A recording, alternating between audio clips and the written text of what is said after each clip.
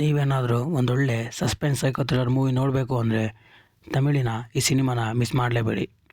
Hi hello ನಮಸ್ಕಾರ, welcome to ನಮ್ಮ cinemas. ನಮ್ಮ ಚಾನಲ್ನ ಇನ್ನೂ ಯಾರಾದರೂ ಸಬ್ಸ್ಕ್ರೈಬ್ ಮಾಡ್ಕೊಂಡಿಲ್ಲ ಅಂದರೆ ದಯವಿಟ್ಟು ಸಬ್ಸ್ಕ್ರೈಬ್ ಮಾಡ್ಕೊಂಡು ಕೆಳಗಡೆ ಕಾಣುತ್ತಿರುವಂತಹ ಬೆಲ್ ಬಟನ್ನ ಕ್ಲಿಕ್ ಮಾಡಿ. ಎಷ್ಟೋ ಜನ ನಮ್ಮ ವಿಡಿಯೋನ ನೋಡ್ತಾ ಇದ್ದೀರಾ, ಬಟ್ ಯಾರು ಸಬ್ಸ್ಕ್ರೈಬ್ ಮಾಡ್ಕೊತಿಲ್ಲ.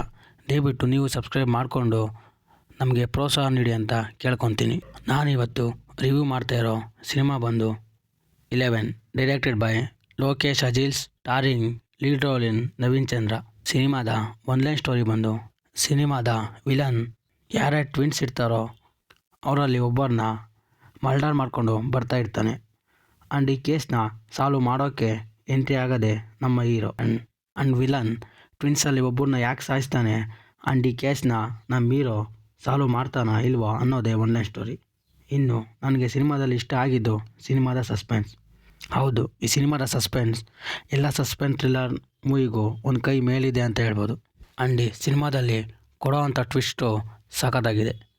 ಈ ಸಿನಿಮಾನ ನೋಡೋರಿಗೆ ಕ್ಲೈಮ್ಯಾಕ್ಸಲ್ಲೇ ಗೊತ್ತಾಗುತ್ತೆ, ಯಪ್ಪ ಈ ಥರ ಕ್ಲೈಮ್ಯಾಕ್ಸ್ ಎಕ್ಸ್ಪೆಕ್ಟೇ ಮಾಡಿಲ್ವಲ್ಲಪ್ಪ ಅಂತ. ಹಾಕೋಗೋದಂತೂ ಗ್ಯಾರಂಟಿ, ಆ ಥರ ಇದೆ ಇರೋ ಕ್ಲೈಮ್ಯಾಕ್ಸು. ಇನ್ನು ಸಾಂಗ್ಸ್ ಆ್ಯಂಡ್ BGMs ಬರೋದಾದರೆ ಎಲ್ಲೂ ಕೆಟ್ಟ ಅನುಭವ ಕೊಡಲಿಲ್ಲ, ಇಟ್ಸ್ ಗುಡ್.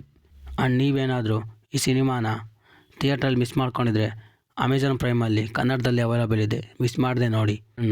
ಈ ಸಿನಿಮಾನ ಫ್ಯಾಮಿಲಿ ಜೊತೆ ನೋಡ್ಬೋದಾ ಅಂತ ಕೇಳಿದ್ರೆ ಖಂಡಿತವಾಗ್ಲೂ ನೋಡ್ಬೋದು. ಇನ್ನೂ ಹೆಚ್ಚು ಸಿನಿಮಾ ಅಪ್ಡೇಟ್ಗಳಿಗಾಗಿ ನಮ್ಮ ಸಿನಿಮಾ ಚಾನಲ್ನ ಸಬ್ಸ್ಕ್ರೈಬ್ ಮಾಡಿ, ಕೆಳಗಡೆ ಕಾಣುತ್ತಿರುವಂಥ ಬೆಲ್ ಬಟನ್ನ ಕ್ಲಿಕ್ ಮಾಡಿ. ಧನ್ಯವಾದಗಳು.